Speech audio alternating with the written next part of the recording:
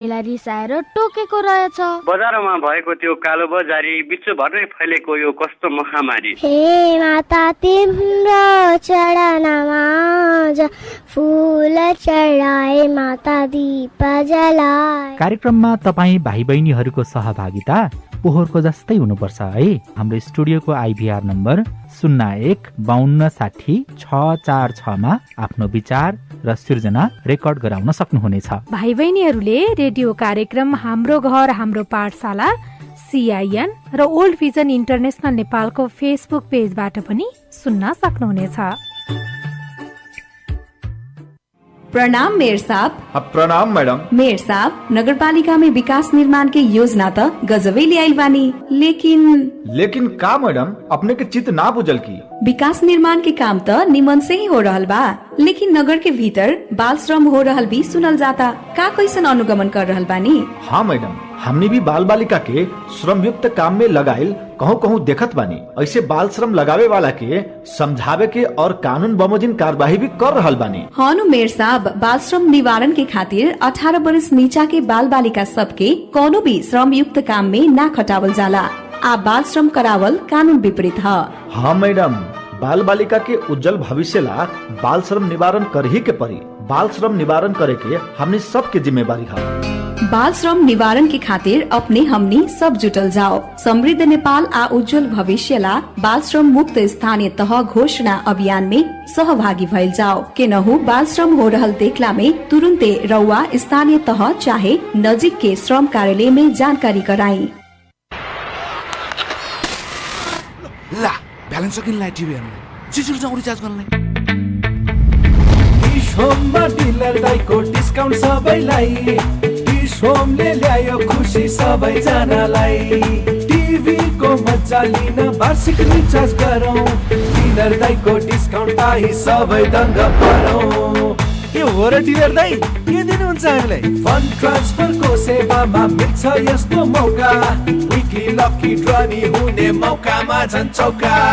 अब फन्ड ट्रान्सफरबाट वार्षिक रिचार्ज गरी बम्पर डिस्काउन्ट र 2 भाग्यशाली ग्राहकहरूलाई 1 लाख नगद उपहार सहित 2 वर्ष रिचार्ज गर्दा लकी ड्रमा डबल मौका पाउनुहोस् र मजाले रमाउनुहोस्। डिश होम, खुसी अन गरौँ। नमस्ते, म कलाकार राजेश हमाल। करोडौं श्रोता, हजारौं रेडियो कर्मी, सयौं रेडियो। यो हो सामुदायिक सूचना नेटवर्क CIN। हरेक बिहान 6 बजे, साँझ 7:30 बजे CIN को साझा खबर तपाईँ पनि सुन्नुहोस् है।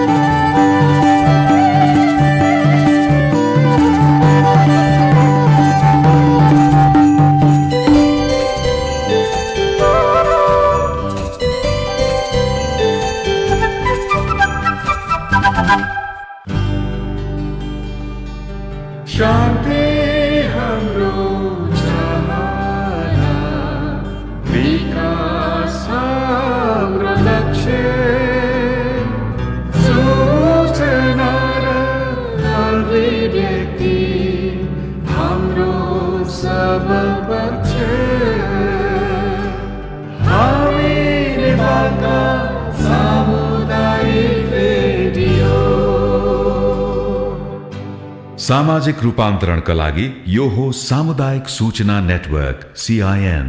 अहिले बिहानको 6 बजेको छ। सामुदायिक सूचना नेटवर्क CIN बाट अब प्रसारण हुँदैछ साझा खबर।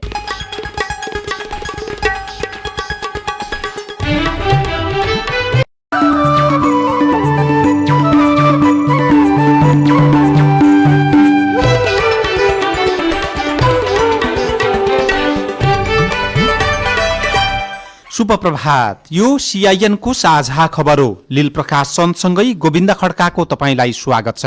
सामुदायिक रेडियोबाट देशैभरि एकैसाथ प्रसारण भइरहेको साझा खबर सीआईएन खबर.com र मोबाइल एप सीआईएनबाट पनि सुन्न सकिन्छ। आज 2078 साल असार 3 गते बिहीबार जुन 17 तारिक सन् 2021 नेपाल सम्वत 1141 ज्येष्ठ शुक्ल पक्षको सप्तमी तिथि। आज विश्व मरुभूमिकरण र खडेरी विरुद्धको दिवस।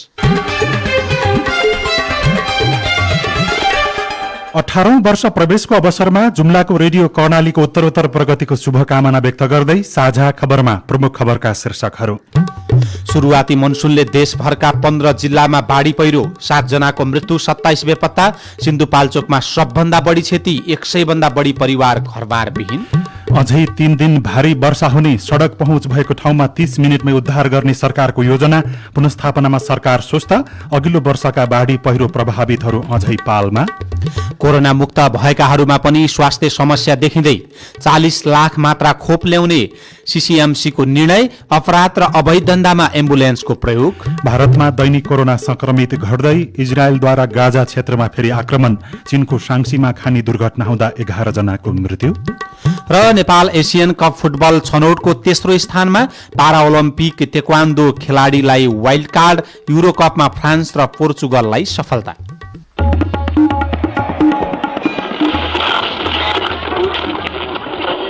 सयौं रेडियो, हजारौं रेडियो कर्मी र करोडौं नेपालीको माझमा यो हो सामुदायिक सूचना नेटवर्क सीआईएन। साझा खबरमा सबभन्दा पहिले देशभरका विभिन्न ठाउँमा आएको बाढी र पहिरोको दुखद प्रसंग। मनसुन शुरू हुन साथ आएको बाढी पहिरोमा परि देशभर 7 जनाको मृत्यु भएको छ भने 27 जना बेपत्ता भएका छन्। दर्जनौं घर बाढीले बगाउँदा हजारौं बासिन्दा विस्थापित भएका छन्। बाढीले सिन्धुपाल्चोकमा 2 र बाजुरा, पाल्पा, सप्तरी, कास्की, डोटीमा 1-1 जनाको मृत्यु भएको छ। लगातार परेको वर्षाका कारण मनसुनको शुरूआतमै 15 जिल्लामा ठूलो जनधनको क्षति भएको छ। गृह मन्त्रालयका अनुसार सिन्धुपाल्चोक, मनाङ, बाजुरा, पाल्पा, डोटी, लमजुङ, स्याङ्जा, जुम्ला, बागलुङ, गोरखा, प्युठान, कास्की, पर्वत, दाङ र अर्घाखाँचीको धेरै प्रभावित भएका छन् भने बाढी पहिरोको चपेटामा अन्य जिल्लाहरू पनि परेका छन्।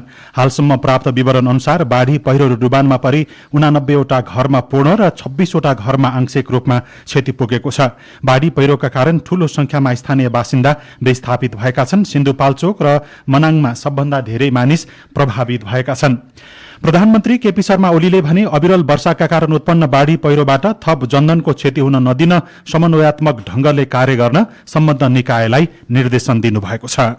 बाढीले सबभन्दा बढी सिन्धुपाल्चोकमा क्षति पुर्याएको छ। मेलम्ची खोलामा आएको बाढीले सिन्धुपाल्चोकमा 20 जना बेपत्ता छन्। मेलम्ची र हेलम्बु क्षेत्रका करिब 1000 बासिन्दा बाढीले विस्थापित बनेका छन्। बाढीका कारण हेलम्बुदेखि मेलम्ची भर झण्डै 150 घर डुबानमा परेका छन्। मेलम्ची तटीय क्षेत्रका 8 वटा रिसोर्ट, 2 मोटरेबल पुल, आधा दर्जन झुलुङ्गे पुल पनि बगाएको छ। मेलम्ची बजार उजाड बगरमा परिणत भएको छ। सधैँ पानीका कारण चर्चामा आइरहने मेलम्ची यसपालि पनि पानीकै कारण अकल्पनीय त्रादशीमा परेको छ। घामपानीबाट ओत लाग्न बनाएको घरको नामो निशान छैन। स्थानीय लक्ष्मण श्रेष्ठको 50 लाख माथि लगानी गरेर सञ्चालनको तयारीमा रहेको रिसोर्टको दोस्रो तलासम्म लेदोले पुरिएको छ। लकडाउनको कारण ओपनिङ नगरेर बसेको अहिले सम्पूर्ण मेरो बगरमा परिणत भएको छ। मेलम्चीमा खोलाले घेरेको घरमा अड्किएका 4 नागरिकलाई सैनिक हेलिकप्टरबाट उद्धार गरियो भने याङ्ग्री लार्केमा सिमरिक एयरबाट खोलापारी फसेका नागरिकको उद्धार गरिएको छ। मेलम्चीमा शिखरपुर जाने र दुवाचौर जाने 2 वटा पुल पूर्ण रूपमा नष्ट भएको छ।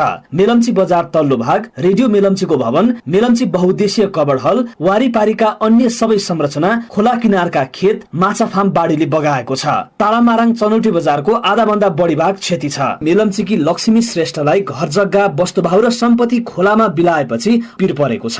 ढलान घर एउटा नि मुनिबाट पानी छिरिरहेको छ, एउटा चम्चा पनि निकाल्न सकेन। फोरेल गाडी एउटा थियो, त्यो पनि लगिहाल्यो खोलाले, केही निकाल्न पाएको होइन। खोला थुनिएर आएको बाढीले विस्थापित भएकाहरूको बिचल्ने भएको छ। आफूहरू उद्धार र राहतमा लागिरहेको बताउँदै मेलम्ची नगरपालिका उपप्रमुख भगवती नेपालले विस्थापितलाई विद्यालय र नेपाली सेनाको ब्यारेकमा पाल व्यवस्थापन गरेर राख्ने तयारी भइरहेको बताउनु भयो। अहिले व्यवस्थापन गर्दैछौँ र हामीले 2 ठाउँमा क्याम्प बनाउने निर्णय गरेका छौँ। आर्मी क्याम्पमा हुन्छ, त्यो चाहिँ टेन्ट छ, कम्तीमा 600 जनालाई हामीले गरेका छौँ अनि सहायता कक्ष हामीले राखेका छौँ। मेलम्ची खोलामा आएको बाढीमा परेर हराइरहेका मध्ये 1 जनाको शव भेटिएको छ। जिल्ला प्रहरी कार्यालयका अनुसार इन्द्रावती गाउँपालिका 11 बोडगाउँ स्थित खोला किनारमा बगाएर ल्याएको शव भेटिएको छ। शवको पहिचान भने हुन सकेको छैन। बाढीमा परेर 7 जना बेपत्ता छन्। अन्य के कति बेपत्ता छन् एकिन विवरण नआएको प्रहरीले जनाएको छ। Deepak Khatri, CIN, radio Sindhu, Sindhupalchok. Monsoon सुरु हुन साथ आएको बाढी पहिरोमा परि देशभर 7 जनाको मृत्यु भएको छ भने 27 जना बेपत्ता भएका छन्। सबै उद्धारको लागि सबै गृह कार्य अगाडि बढाउनको लागि सरकारले निर्देशन पनि दिएको छ। उद्धारको तयारी पनि सँगसँगै अगाडि बढाइएको छ। नेपाली सेना, सशस्त्र प्रहरी र नेपाल प्रहरीका अधिकारीहरू एवं सुरक्षाकर्मी विपदको जोखिमबाट जनतालाई बचाउने देवदूत बनेका छन्। विपद क्षेत्रमा पठाउन नेपाल प्रहरीसँग करिब 8000, सशस्त्र प्रहरीसँग 1500 र नेपाली सेनासँग 1200 जना विशेषज्ञ रहेका छन्। मौसम पूर्वानुमान महाशाखाले अझै केही दिन भारी वर्षा हुने जनाएकाले नदी आसपासका क्षेत्रमा पानीको बहाव बढ्ने, पहिरो र डुबान समेत हुने खतरा कायमै रहेको छ। गण्डकी प्रदेशका 11वटै जिल्लामा बाढी पहिरो र डुबानले क्षति पुर्याएको छ। मनाङ, म्याग्दी, लमजुङ बाढी प्रभावित भएका छन् भने अधिकांश ग्रामीण सड़कहरू पनि अवरुद्ध अवस्थामा पुगेका छन्। अविरल वर्षासँगै आएको बाढी पहिरोले लमजुङ, म्याग्दी, पाल्पा, गोरखा, रसुवा जिल्लाका सड़कमा धेरै क्षति पुर्याएको छ। तटीय क्षेत्र कटान र डुबानमा परेका छन् भने उच्च भेगमा पहिरोको जोखिम रहेको पाइएको छ। त्यसैगरी अविरल वर्षासँगै बाढी पहिरोबाट जलविद्युत आयोजना र सड़क भत्किँदा करिब 3 अर्ब रुपियाँको भौतिक क्षति भएको सरकारले जनाएको छ। मनसुन देशैभर सक्रिय भई वर्षा भइरहेको र आगामी शुक्रबारसम्म सुधार हुने संकेत नरहेको मौसम पूर्वानुमान महाशाखाले जानकारी दिएको छ। अझै 3 दिन भारी वर्षा हुने देखिएकाले तराई क्षेत्र डुबानमा पर्ने पूर्वानुमान गरिएको छ। 3 दिन बागमती, लुम्बिनी, गण्डकी तथा सुदूरपश्चिम प्रदेशका विभिन्न ठाउँमा भारी वर्षा हुने भएकाले सजग रहन आग्रह गरिएको छ। यो वर्ष पनि ठूलो डुबान र बाढीको खतरा कायमै रहेको छ। तर अघिल्लो वर्षका बाढी प्रभावितहरू पनि अझै विस्थापित अवस्थामै छन्। उनीहरूको पुनर्स्थापना हुन सकेको छैन। गत वर्ष मनसुनजन्य विपदका कारण 6200 भन्दा बढी घर क्षतिग्रस्त भएका थिए। यो वर्ष बर्खाले छपक्कै छोप्दा समेत एउटा घर पनि पुनर्निर्माण नहुँदा उनीहरू अझै पनि त्रादसी अवस्थामै छन्। गत वर्ष बाढी र पहिरोका कारण पर्वतको जलजला गाउँपालिका वडा नम्बर 8मा 5 घर पूर्ण रूपमा क्षति भयो भने 35 घर बस्न योग्य अवस्थामा रहेनन्। अर्को बर्खायाम शुरू भइसक्यो तर गत वर्ष नै क्षति भएका घरहरू अझै बनेका छैनन्। विस्थापितहरू कोही आफन्तको सहारा लिएर बसिरहेका छन्। पोहोरदेखि अहिलेसम्म अर्काको घरमा भाडामा बसिरहेछौँ। अब कतैबाट केही भएन कि अहिलेसम्मलाई मुजुल्का उठाएर अब पठाए, प्रदेशले नि केही वास्ता गर्दैन कि। हजुर, एकदमै डर छ। हामी रातभरि निदाउँदैनौँ, बच्चा बच्चीहरू हेरेर बस्ने अवस्था छ कि। उनीहरूको घर किन बनेन भन्ने प्रश्नमा वडाध्यक्ष विकास जीसीको जवाब छ। सिडिओ साहबसँग गएर हामीले निर्णय पनि गरेका छौँ। उहाँले निर्णय गरेर पटक पटक पत्रचार गरिसक्नु भएको छ र सम्बन्धित निकायले अब यो सत्ताको खिचतानीमा हो या किन हो वास्तै गरेका छैन कुनै पनि, होइन। भोटेकोशी गाउँपालिका सिन्धुपाल्चोकमा गत वर्ष पहिरोको कारण 38 घरमा क्षति पुग्यो। क्षति भएका घर सरकारले बनाइदिने भनिएको छ तर 1 वर्ष बितिसक्दा समेत लगत संकलन भन्दा अरू काम भएको छैन। गाउँपालिकाका अध्यक्ष राजकुमार पौडेल, डकुमेन्ट हामीले बुझाउनु पर्ने कुराहरू चाहिँ बुझाइसकेको छौँ। यो बर्खा सिद्धिसकेपछि मात्रै चाहिँ उहाँहरूको घरहरू बन्ने काम हुन्छ। कालीकोटमा पनि गत वर्ष पहिरोले ठूलो क्षति पुर्याएको थियो। 1144 घर फेरि बनाउनु पर्ने गरी भत्किएका थिए तर यसपालिको बर्खा लागेपछि मात्रै 947 घर पुनर्निर्माणको लागि संघीय सरकारबाट पहिलो किस्ताको बजेट प्राप्त भएको छ। प्रमुख जिल्ला अधिकारी कृष्ण प्रसाद आचार्य, गत सालको हो बल्ल बजेटको प्रक्रिया सुरु भयो। अब 2-3टा निकायको संयोजन भएको हुनाले सकभर हामी अब छिटै गर्ने प्रयासमा छौँ। मनसुनजन्य विपद प्रभावितको निजी आवास पुनर्निर्माण तथा पुनर्स्थापना अनुदानका लागि 6 महिना अघि नै कार्यविधि बनेको हो तर काम अघि नबढ्दा 24 जिल्लाका 6200 घर बन्न सकेका छैनन्। सुशीला श्रेष्ठ, CIN, काठमाडौँ। सरकारले मनसून शुरू भएसँगै विपदबाट हुने घटना न्यूनीकरणका लागि जोखिम क्षेत्रको नक्सा तयार गरी प्रतिकार योजना बनाएको छ। सड़क पहुँच भएको ठाउँमा अब 30 मिनट भित्रैमा उद्धार हुनेछ। प्रतिकार योजनामा विपदबाट प्रभावित हुनेहरूको 30 मिनट भित्रै उद्धार गर्ने रणनीति अघि सारिएको हो। गृहमन्त्री खगराज अधिकारीको अध्यक्षतामा हिजो बसेको बैठकले बाढी पहिरोको जोखिम बढेकाले तत्काल राहत तथा उद्धारमा खटिन मातहतका निकायलाई निर्देशन दिएको राष्ट्रिय विपद जोखिम न्यूनीकरण तथा व्यवस्थापन समितिका प्रमुख अनिल पोखरेलले जानकारी दिनुभयो। बाढी पहिरो लगायत अन्य जुन विपद छ त्यसको हाम्रो कार्ययोजना, हामीहरूको राष्ट्रिय कार्ययोजना जुन हामीले बनाएको थियौँ त्यो कार्ययोजनालाई आज पारित गर्ने र त्यसलाई प्रभावकारी ढङ्गबाट कसरी कार्यान्वयन गर्ने भन्ने कुरामा छलफल गरेर त्यसलाई पारित गर्ने काम गरियो।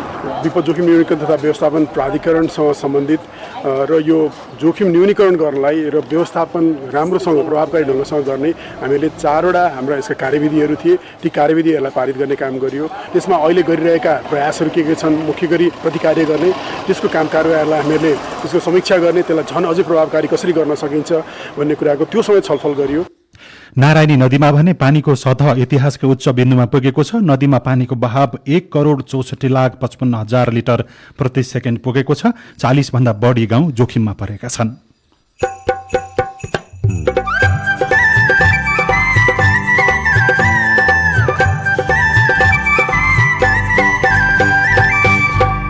सामुदायिक सूचना नेटवर्क सीआईएन मार्फत देशैभरि प्रसारण भइरहेको साझा खबरमा 7 प्रदेशमा मेडिकल कलेज सञ्चालनको योजना, यहाँको क्याबिनेटले प्रस्ताव पास गरिसकेपछि अनि मात्रै हामीले जग्गा आइसकेपछि डीपीआर बन्छ।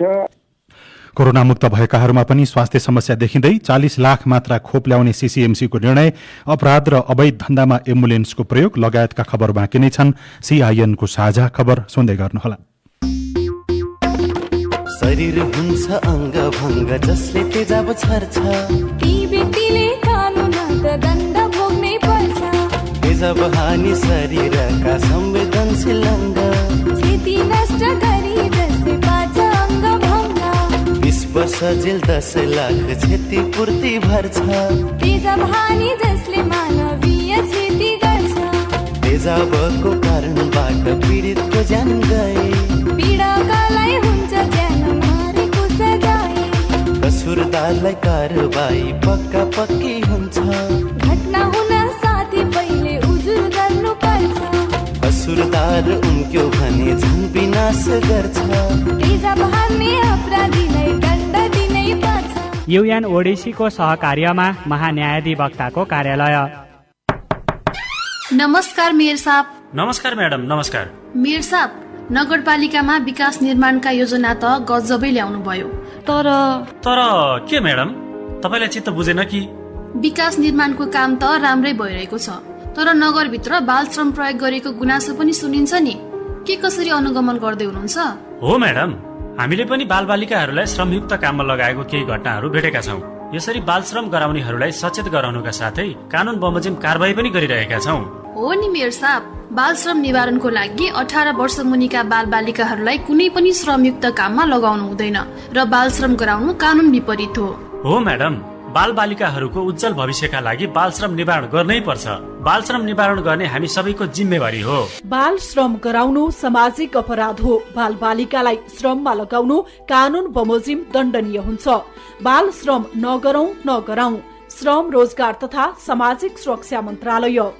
कोरोनाबाट मात्र नभई मौसम परिवर्तनका कारण बालबालिकामा रुगाखोकी लाग्ने, ज्वरो आउने जस्ता समस्याहरू पनि देखिएका हुन सक्छन् भनी यस्ता लक्षणहरू देखिए लापरवाही नगरी तत्कालै स्वास्थ्य परीक्षण वा पीसीआर टेस्ट गराउनुहोस्, किनकि यी कोरोनाका लक्षण पनि हुन सक्छन्। जनहितका लागि राष्ट्रिय स्वास्थ्य शिक्षा, सूचना तथा सञ्चार केन्द्र र प्लान इन्टरनेशनल नेपालद्वारा प्रसारित सन्देश। सामाजिक रूपान्तरणका लागि यो हो सामुदायिक सूचना नेटवर्क सीआईएन। तपाईँ अहिले देशभरिका सामुदायिक रेडियो सीआईएन खबर.com र मोबाइल एप सीआईएनबाट एकैसाथ साझा खबर सुनिरहनु भएको छ। अब पत्र पत्रिकाले छापेका खबर।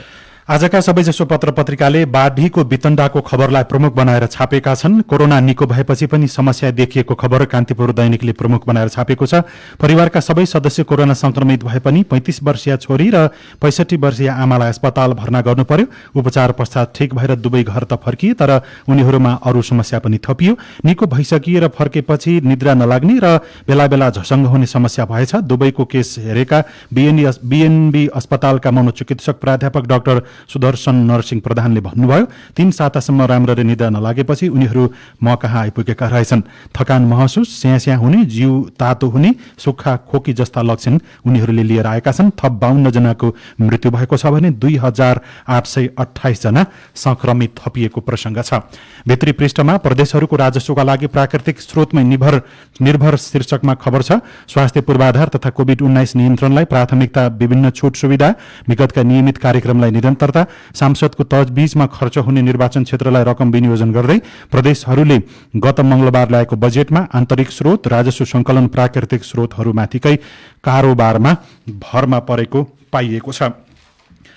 गोरखापत्र दैनिकले 40 लाख मात्रा खोप ल्याउन गृहकार्य शीर्षकमा खबर छापेको छ। कोभिड-19 व्यवस्थापन निर्देशक समितिको दोस्रो बैठकले कोरोना भाइरस कोभिड-19 संक्रमणको जोखिम रोक्ने र सँगै अत्यावश्यक वस्तु उत्पादन र आपूर्ति सहित स्मार्ट लकडाउनतर्फ जाने निर्णय गरेको छ। अबको साता जारी लकडाउनका कायम राख्दै त्यसपछिको अवस्था मूल्याङ्कन गर्ने र स्वास्थ्य मापदण्ड कडाइका साथ पालना गराई केही क्षेत्र खुला गरिनुपर्ने निष्कर्ष समितिले निकालेको जानकारी प्रधानमन्त्रीको निजी सचिवालयले दिएको छ। प्रधानमन्त्री एवं समितिका अध्यक्ष केपी शर्मा ओलीको अध्यक्षतामा प्रधानमन्त्री निवासमा बसेको समितिको बैठकले नेपाली श्रमिक अधिक संख्यामा रहेका Turkey, Qatar, Saudi Arabia, UAE, Japan र मलेसिया जस्ता देशमा हवाई उडान पुनः सञ्चालन गर्ने निर्णय गरेको छ। यी देशबाट सातामा 2000 जना यात्रुभन्दा नबढ्ने गरी हवाई उडान सञ्चालन हुनेछन्। अन्नपूर्ण पोस्ट दैनिकले अपराधमा एम्बुलेन्स शीर्षकमा भित्री पृष्ठमा खबर छापेको छ। नेपाल भारत सीमा अन्तर्गत सुनसरीको कोशी गाउँपालिका 8 मा गत जेठ 16 गते बिहान 2 बजेतिर 167 किलो लागु औषधको गाँजा फेला पर्यो। 6वटा प्लास्टिकका अलग अलग पोको पारिएको गाँजा रिसिभ गर्न आएको अवस्थामा कोशी 8 का 40 वर्षका गणेश यादवलाई सुनसरी प्रहरीले पक्राउ गर्यो। अनुसन्धानबाट धनकुटाको हिले स्थित जनप्रगति बचत तथा ऋण सहकारी संस्थाका नाममा सञ्चालन गरिएको को एक 6880 नम्बरको एम्बुलेन्सले गाँजा तस्कर गरिरहेको खुल्न आयो। तस्करी र अपराधमा एम्बुलेन्सहरू प्रयोग गरिरहेको पछिल्ला अनुसन्धानहरूले पत्ता लागेको छ। अपराधमा प्रयोग गर्न अरू नै सवारीलाई एम्बुलेन्स लेखेर चलाइने पनि गरेको छ। अवैध सम्बन्धमा जन्मिएका बच्चा एम्बुलेन्समा ल्याएर झाडीमा फालेको पनि भेटिएको छ। एम्बुलेन्स मानवीय सेवामा भन्दा अपराध एवं अवैध धन्दामा प्रयोग भइरहेको प्रहरीको अनुसन्धानबाट देखिएको किशोर बुढाथोकीले लेख्नु भएको छ। नागरिक दैनिकले 11 महिनामा पुँजीगत खर्च 40% मात्रै शीर्षकको खबर छापेको छ। कोभिड-19 संक्रमणको कारण पूर्वाधार निर्माणका काम ठप्प हुँदा चालु आर्थिक वर्षको 11 महिनामा करिब 40% मात्रै पुँजीगत खर्च भएको छ। विश्वव्यापी रूपमा फैलिएको कोभिडका कारण निर्माणले गति लिन नसक्दा खर्च बढ्न नसकेको पत्रिकाले लेखेको छ। सबै पत्रपत्रिकाहरूले पूर्व प्रधानमन्त्री झलनाथ खनालको उपचारको खबर पनि छापेका छन्। नयाँ पत्रिका दैनिकले पहिलो पृष्ठमा लेखेको छ, पूर्व प्रधानमन्त्री तथा एमाले वरिष्ठ नेता झलनाथ खनालको दिल्ली स्थित अपोलो अस्पतालमा हिजोदेखि उपचार सुरु भएको छ। स्वास्थ्य समस्या बढेपछि खनाललाई स्वास्थ्य उपचारका लागि हिजो दिउँसो नेपाल वायु सेवा निगमको नियमित उडानबाट दिल्ली स्थित अपोलो अस्पतालमा लगिएको थियो। भारतका लागि नेपाली राजदूत निलाम्बर आचार्यले अस्पतालमा पुगेर खनाल र उहाँको उपचारको नेतृत्व गरिरहेका चिकित्सकसँग स्वास्थ्य अवस्थाबारे छलफल समेत गरेको पत्रिकाले लेखेको छ। साझा खबरमा अब प्रस्तुत छ कोरोना क्याप्सुल। बाढी पहिरो खेपियो, आधी हुरी छेकियो, संसार। कोरोनाको यो 53औं क्याप्सुल हो। आजको क्याप्सुलमा 5वटा डोजहरू छन्। आजका डोजहरू कोरोना रोकथाम गर्न प्रयोग भइरहेका खोपका विषयमा चलेका भ्रम र वास्तविकता केलाउन तयार पारिएका छन्। कोरोना क्याप्सुलका आजका डोजहरू दिँदै हुनुहुन्छ खोप विज्ञ डाक्टर बालकृष्ण सुवेदी। आगो सानै भए पनि धुवाँ ठूलो हुन्छ र टाढैबाट देखिन्छ। आगो बल्न नपाउँदै धुवाँ हावामा फैलिसक्छ। हल्ला र धुवाँ उस्तै हुन्। कोरोनाको खोपको विषयमा पनि यो कुरा लागू हुन्छ। नेपालमा खोपको कमी भए पनि हल्ला र भ्रमहरू व्यापक छन्। खोप लगाएपछि मानिसको शरीरमा चुम्बकीय तत्व पैदा हुन्छ र धातुजन्य पदार्थ खोप लागेको ठाउँमा टाँसिन्छ भन्ने हल्ला हिजो आज धुवाँ जस्तै व्यापक छ। तर तथ्य बेग्लै छ। सुनौ आजको पहिलो डोज। एकदम गलत हो, किनभने अहिलेसम्ममा मैले पाएको तथ्याङ्कमा 2 अरब 40 करोडले खोप लगाइसकेका छन् संसारभरि। त्यो 1 जना या 2 जनामा त्यो कताबाट आयो त्यो चाहिँ असम्भवको कुरा छ। त्यो हुनाले त्यसमा तथ्यता नभएको कुरा यहाँले अनुरोध गर्न चाहन्छु। खोपको आविष्कार, परीक्षण र स्वीकृतिका लागि वर्षौं लाग्छ, तर 1 वर्ष नपुग्दै हतारमा ल्याएको कारण कोरोनाको खोप सुरक्षित छैन भन्नेहरू पनि कम छैनन्। कोरोनाको खोप कति सुरक्षित छ भन्ने विषयमा सुनौ कोरोना क्याप्सुलको दोस्रो डोज। मैले भर्खरै भनिहालेँ, धेरै ठाउँमा अध्ययन अनुसन्धान भएर त्यहाँका राष्ट्रिय नियामक निकायहरू र विशेष गरेर संसारका ठूला उत्पादक देशहरू, त्यसबाहेक हाम्रो WHO भयो, गावी भन्ने संस्थाहरूले एकदमै निगरानी गरेको हुनाले र मैले भर्खरै भने 2 अरब 40 करोडलाई लगाइसकेका हुनाले यो खोप सुरक्षित छ।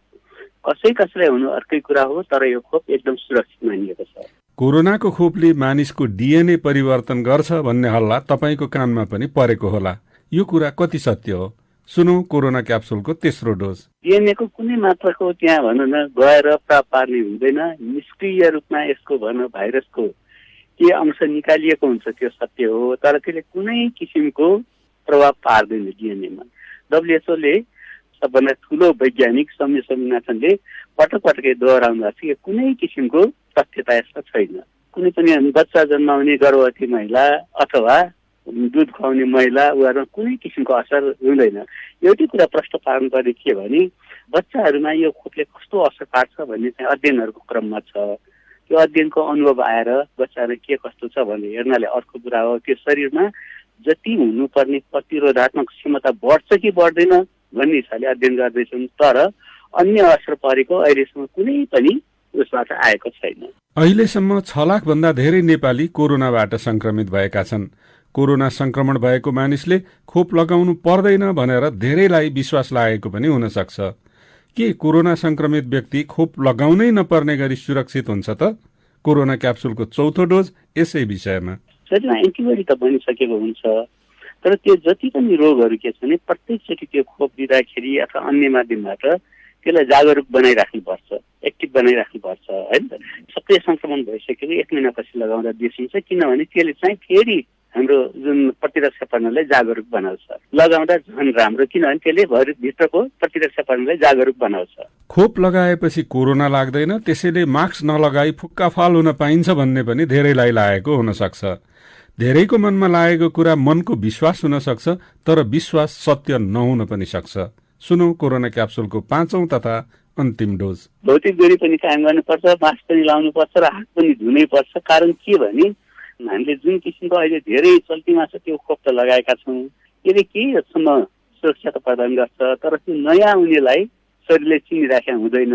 अनि त्यसमा हेलचक्राइ गऱ्यौँ भने यो नयाँ किसिमको पस्यो भने फेरि खोपले काम गरेन भन्ने दोष दिन अलिकति मिल्दैन। यो पालना गर्नै पर्छ। खोप सम्बन्धी भ्रम र वास्तविकता छुट्याउने आजको क्याप्सुलका डोजहरूका लागि खोप विज्ञ डाक्टर बालकृष्ण सुवेदीलाई धन्यवाद र कोरोना क्याप्सुल सुन्नुभएकोमा तपाईलाई पनि धन्यवाद। लौ त कोरोनाको अर्को क्याप्सुलमा फेरि भेटौँला।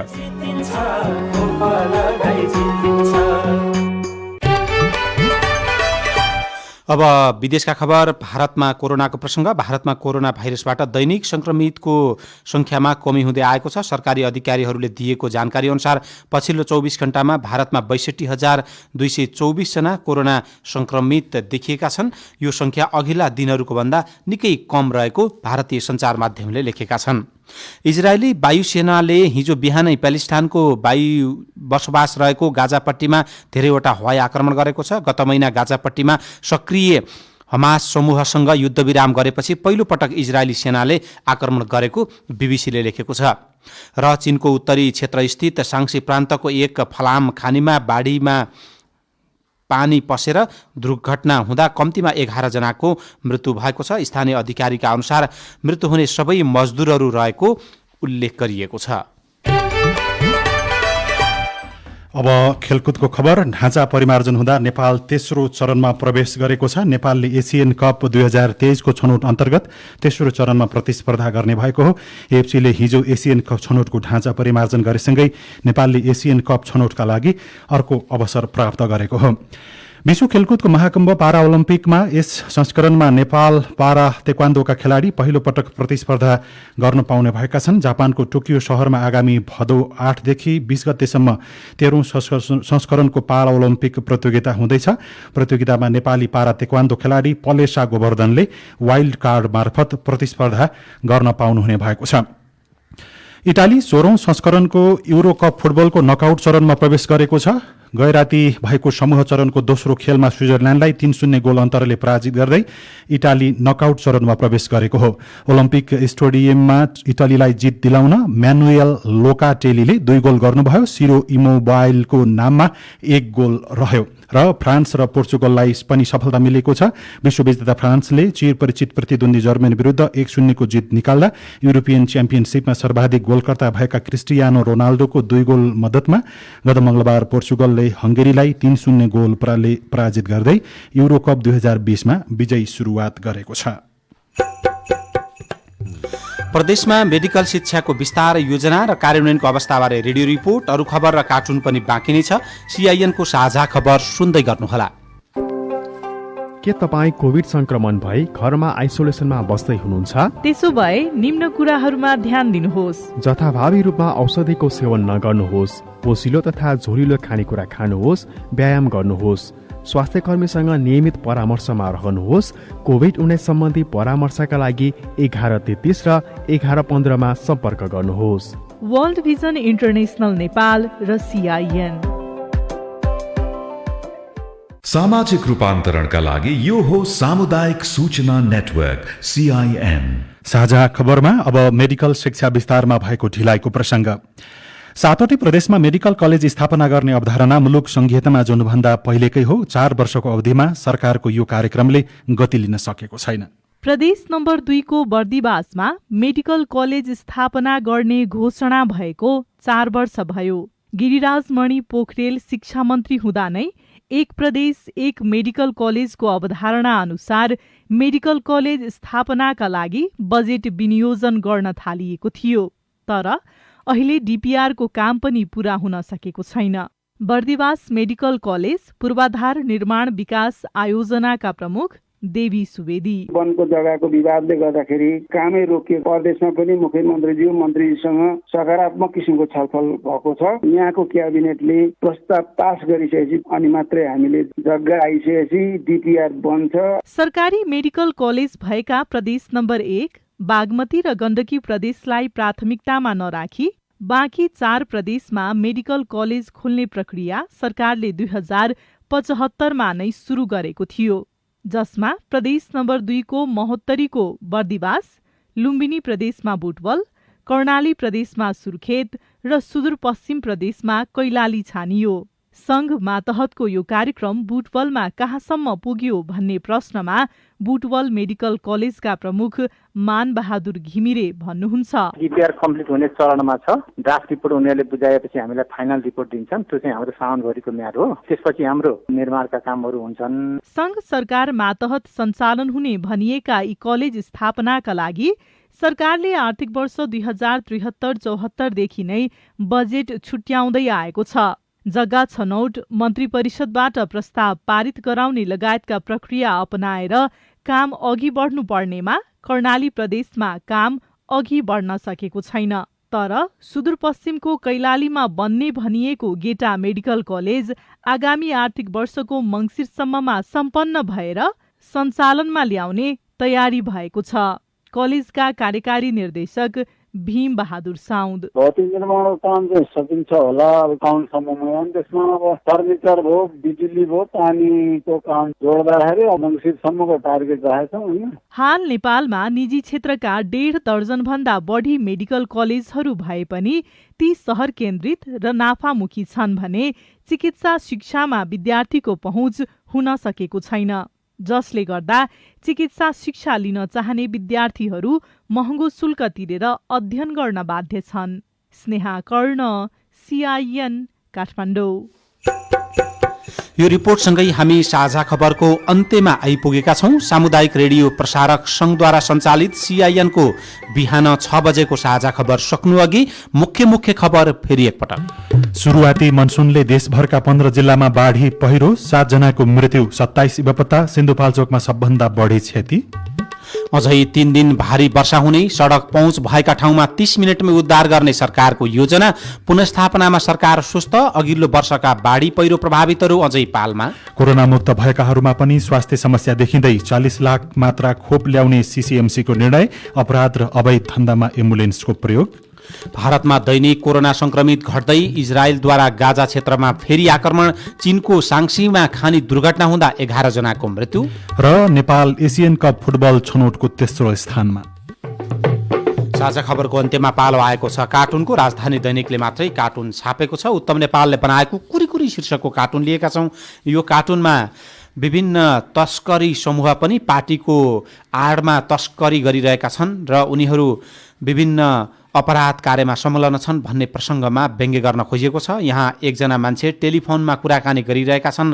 अघिल्लो टेबुलमा पैसा सहितको सुटकेस राखेका छन् र उनी टेलिफोनमा कुनै मन्त्रीलाई कुरा गरेको जस्तो देखाइएको छ। तल चाहिँ यस्तो लेखेको छ, अब कुन प्रदेशको कुन डाँडो काट्ने ठेक्का मलाई दिने हो मन्त्रीज्यू?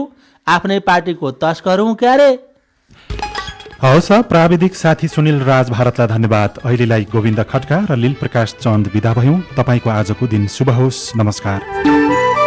यसपछि देशभरिका सामुदायिक रेडियोबाट कार्यक्रम हाम्रो पालिका प्रसारण हुनेछ। सुन्ने प्रयास गर्नुहोला।